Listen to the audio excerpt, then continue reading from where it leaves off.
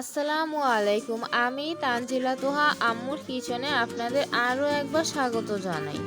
আজকে আমরা রান্না করব অথেন্টিক ইলিশ পোলাও রেসিপি।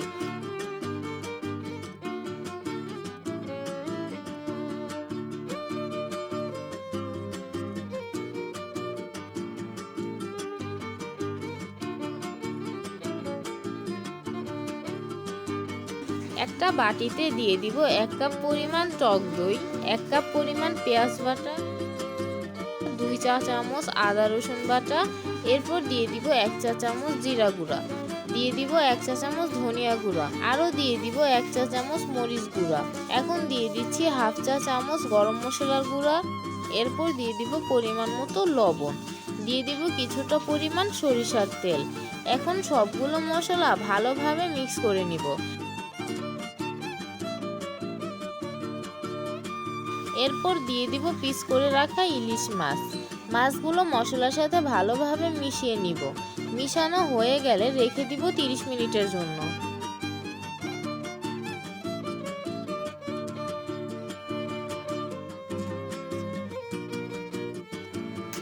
এখন কড়াইয়ে একটু বেশি পরিমাণ সয়াবিন তেল দিয়ে দিব। তেল গরম হয়ে আসলে দিয়ে দিব আগে থেকে কুচি করে রাখা পেঁয়াজ।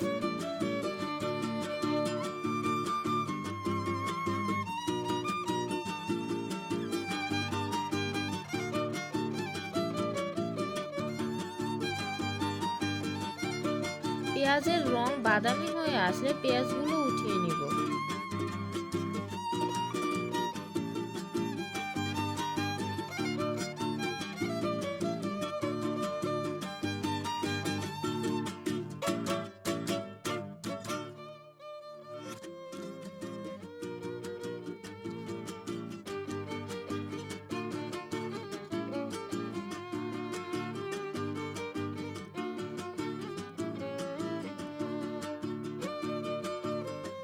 এরপর কড়াইয়ে থাকা তেলে দিয়ে দিব ম্যারিনেট করা মাছগুলো।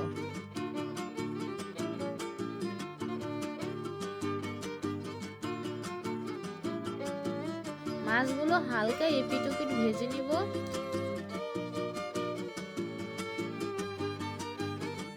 ভাজা হয়ে গেলে মাছ উঠিয়ে কড়াইয়ে দিয়ে দিব ম্যারিনেট করা মশলাগুলো।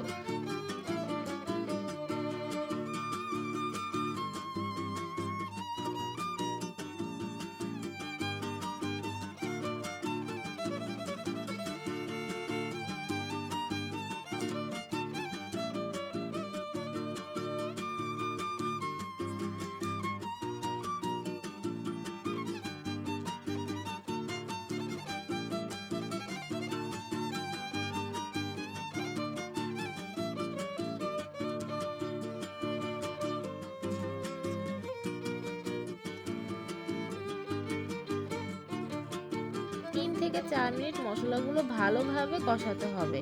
মশলা থেকে তেল উপরে আসতে শুরু করলে দিয়ে দিব ভাজা মাছগুলো।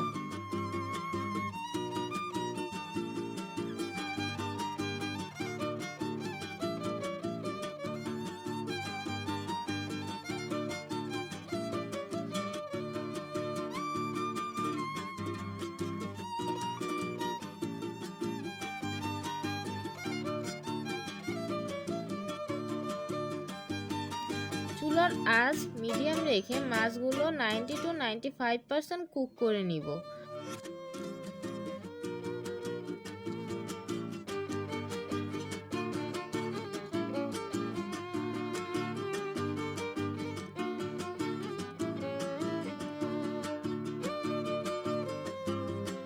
মাছ হয়ে গেছে। এখন উপর থেকে দিয়ে দিব বেরেস্তা করা পেঁয়াজ।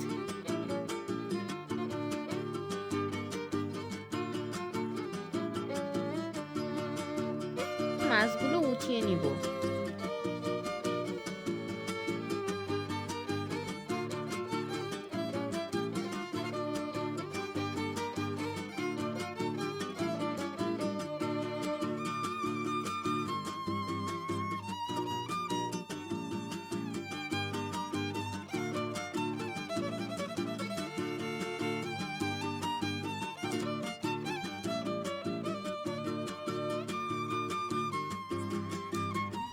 এরপর আগে থেকে ধুয়ে পানি ঝরিয়ে রাখা পোলার চাল দিয়ে দিব।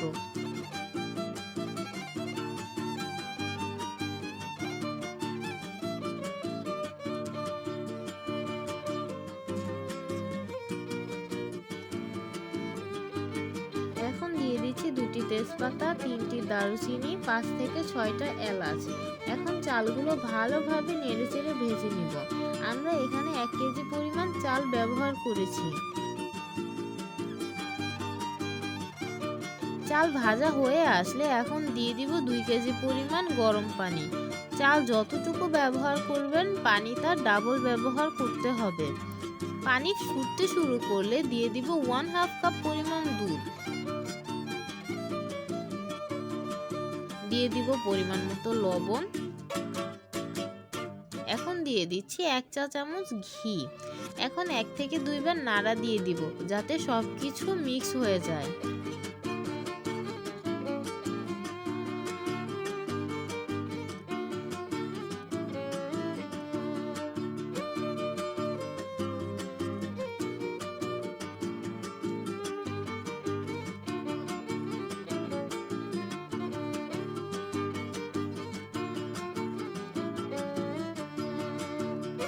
পানি শুকিয়ে আসলে দিয়ে দিব কষানো মাছগুলো।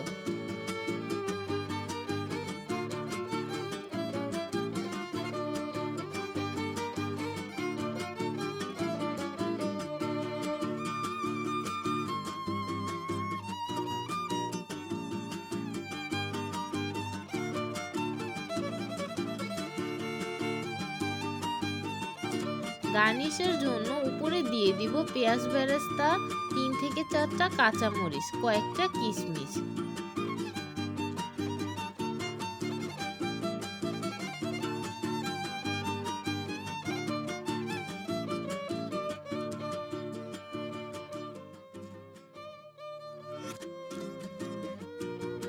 এখন ঢাকনা দিয়ে ঢেকে চুলা অফ করে দিব। রেস্টিংয়ে রাখবো 5 থেকে 7 মিনিট। আমার ইলিশ পোলাও রান্না হয়ে গেছে। আমার এরকম সহজ ও মজাদার রেসিপি ভালো লাগলে আমার চ্যানেল সাবস্ক্রাইব করে পাশে থাকবেন।